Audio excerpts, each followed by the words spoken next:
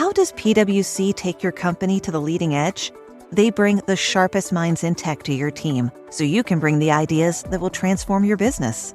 They're passionate about your industry, so you can walk into any room with every advantage. And they're with you every step of the way, so you can know you're headed in the right direction. PwC builds for what's next, so you can get there now. Get started at pwc.com/us/leading edge. The Other Side of Midnight. 77 WABC. Local Spotlight. Good morrow, everyone. This is The Other Side of Midnight on 77 WABC. I'm Frank Morano. As we do each and every Friday morning, we are going to kick things off with a little Ask Frank Anything. Whatever you have questions about, now is the time to ask. All you have to do is dial 646-720-0635. That's 646-720-0635. Any question is fair game. Whatever you're interested in asking, I'm interested in answering. Now, meantime, speaking of answers, I would love some answers as to what New York City knew about the toxic air in downtown Manhattan in the aftermath of September 11th. Unfortunately, mayor after mayor has kept that information from the public. There was a city council hearing on this on, I guess, Wednesday, and they want some answers as well.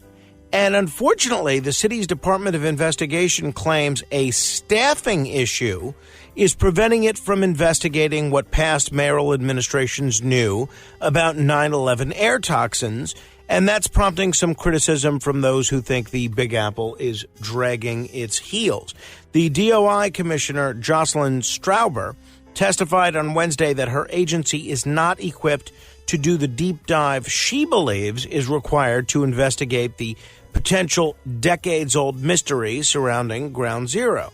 Now, I understand what she's saying. I get that, to play detective and find out what Adams knew and what de Blasio knew and what Bloomberg knew, it requires a lot of work and it requires some staff that they may not have. That being said, this is absurd. We absolutely deserve to know why the city government was deceptive with us and why so many mayors continue to be deceptive with us. This shocking revelation came in response to a binding resolution introduced by Councilmember Gail Brewer, which would force the DOI to uncover what's known about the toxins in the wake of the attack and what city officials kept secret. Let me tell you something. We absolutely deserve an answer to this. And I don't know what the truth is, but somebody is covering up something. And we ought to get to the bottom of this. And for DOI to claim that they don't have the staff to get to the bottom of this is crazy. Crazy. So I am hopeful that we'll be able to figure out what's going on here. All right. Let me hear your questions. 646-720-0635. That's 646-720-0635. Beam me up. To be continued. This episode is brought to you by Loom by Atlassian. Are you feeling stuck at work? Get your team unstuck with Loom video messaging and move work forward. Use Loom to simultaneously record both your screen and yourself to share a quick update, provide feedback, train a colleague, and everything in between. Plus, add Loom AI to your meetings for instant written notes and recordings. Try Loom today at Loom.com. That's LOOM.com. The Other Side of Midnight. 77 WABC. Local Spotlight.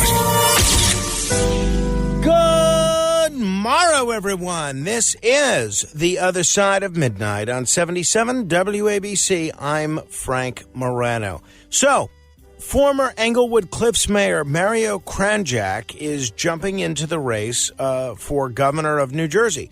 Now, I've known Mario for a long time. At one point, I believe he was the lawyer for the Guardian Angels. He was certainly a friend of Curtis Sliwa.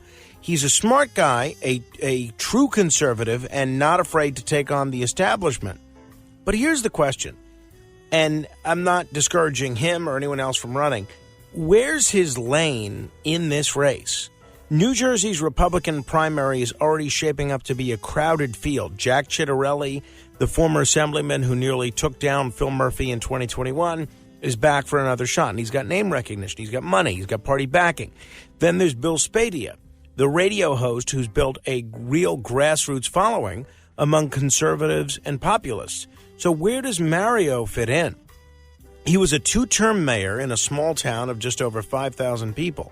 That's not exactly a launching pad for a statewide campaign. Sure, he's got the support of Mike Crispy, a friend of mine, and the America First Republicans of New Jersey. But let's be honest, how much weight does that really carry? Kranjak made a name for himself fighting against Englewood Cliff's Democratic machine and pushing back on state mandates, which will play well with a lot of conservative voters. But is that enough to break through? He's got no name recognition outside his town, no clear fundraising base, and no real issue that distinguishes him from the others. If this race turns into a battle between Ciattarelli's establishment-backed operation and Spadea's populist insurgency, where does that leave Mario Kranjak? My guess? Probably on the outside looking in. But, hey, stranger things have happened in New Jersey politics. Maybe he catches lightning in a bottle. Maybe he becomes the alternative if Ciattarelli and Spadea go after each other too hard. But as of now, I just don't see the path. And that's not to mention anything about John Bramnick, the more moderate Republican running for governor this year. I wish Mario well, but I think he's got a steep hill to climb. I haven't talked with Curtis about this yet. I don't even know if he's aware of this.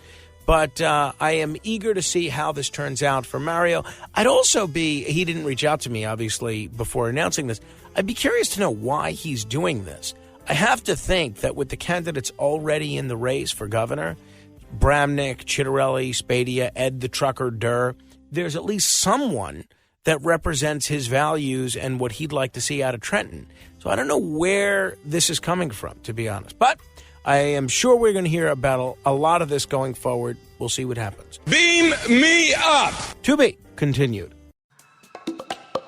That moment when you realize your skincare is actually working. That's Rodan & Fields, the #1 female dermatologist-founded skincare brand in the U.S. Designed by 2 dermatologists who don't just know women's skin, they know how to formulate for it. Rodan & Fields, love what you see. Tap the banner or visit rodanandfields.com/Spotify to get your exclusive welcome offer. The Other Side at Midnight. 77 WABC. Local Spotlight. The New York City Council is at it again, throwing taxpayer money at a cause that defies common sense and public safety. This time, they're allocating $2 million to provide legal support and interpreters for illegal immigrants facing deportation by ICE. That's right. Your hard-earned dollars are being used to fight against federal law enforcement. Council Speaker Adrian Adams claims that ICE raids are tearing families apart and threatening the safety of our communities. But let's be clear, ICE isn't targeting hardworking families just trying to get by. They're going after people with outstanding warrants, with gang affiliations and serious criminal records. That's their job. And instead of helping law enforcement keep our streets safe, the city council is actively undermining them. Think about what this means. While everyday New Yorkers struggle with skyrocketing rents, crumbling infrastructure, and rising crime, our elected officials are prioritizing people who aren't even supposed to be here. And they're doing it with your money. And let's talk about this so-called interpreters bank. They're saying illegal immigrants need help navigating city agencies. But New York already provides translation services for dozens of languages. This isn't about basic communications. It's about using city resources to shield people from immigration enforcement. What's even more absurd is the political grandstanding. Speaker Adams is out there calling Trump Felon 47 and acting like enforcing immigration law is some new authoritarian plot. Give me a break. Federal immigration laws didn't start with Trump And ICE isn't some rogue agency. They've been enforcing immigration laws under every administration, Democrat and Republican alike. And let's not forget, the same politicians pushing this nonsense are the ones who keep telling us we're in a financial crisis. They cut services. They claim there's no money for police, for housing, for education, but they somehow found $2 million to fight ICE. It's outrageous. New York City is already buckling under the weight of its sanctuary city policies. We've got shelters overflowing, migrants sleeping in the streets, and crime surging. And now, instead of putting New Yorkers first, the city council is doubling down, turning our city into an all-you-can-eat buffet of taxpayer-funded benefits for people who broke the law to get here. It's time to ask, who does the city council really work for? Because it sure doesn't seem like it's the people paying the bills. Let's do something about this. This isn't a Democratic or Republican issue. It's a New York issue. Beam me up! To be continued. My cat Freddie loves to be brushed and cuddled. But stirring up his cat allergens meant sneezing and itchy eyes. Then I found Purina One Live Clear. It's cat food that reduced the major allergen and my suffering in as little as 21 days. Now, we feel closer than ever. If you have issues with cat allergens, you really need to try Purina One Live Clear. Try new Purina One Live Clear today. Purina One, a difference from day one. The Other Side at Midnight. 77 WNYC. Local Spotlight. A number of you have written to me mentioning these mailings that have been going out to registered non-Democrats. Sometimes it's Republicans, sometimes it's Democrats. Sometimes it's Republicans, sometimes it's conservatives, sometimes it's independents. But the mailing is the same. It's basically telling you that all of the competitive elections this year are going to be in the Democratic primary, and that if you want your vote to count, you ought to make sure you register as a Democrat. In my house, we got a couple of these. My mom got one of these. And I've heard from people at the Board of Elections that they are mailing this to people like crazy, and people are calling in complaining about this, saying how it's from a group called Be Counted NYC. Some of you may have gotten this. In fact, I'm going to, on Facebook right now, post what they're sending people. What they say in this letter is technically correct, which is that in order to vote in the Democratic primary, you need to be a registered Democrat, and that's probably the election that's going to determine who the mayor of New York City is. That being said, I hate these mailings. Rather than try to convince everyone that's not a Democrat to register Democrat so that they can make the city a more moderate place, the people that are paying for this should, and by the way, they make it sound like an official mailing. They make it look like an official mailing from the city of New York or something like that. It's not. It's just from a private interest group. The people doing this should push for nonpartisan elections or proportional representation or something that would break the stranglehold of electoral politics that the Democratic Party has.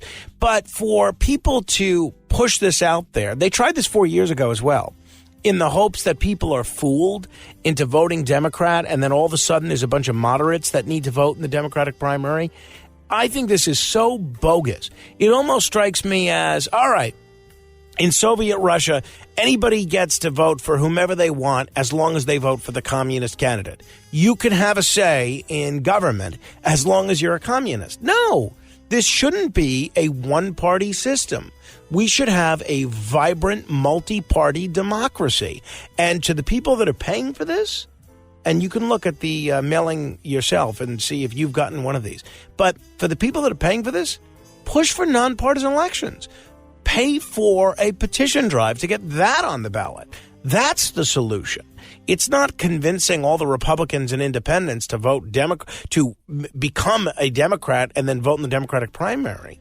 That's not a solution. Beam me up! To be continued.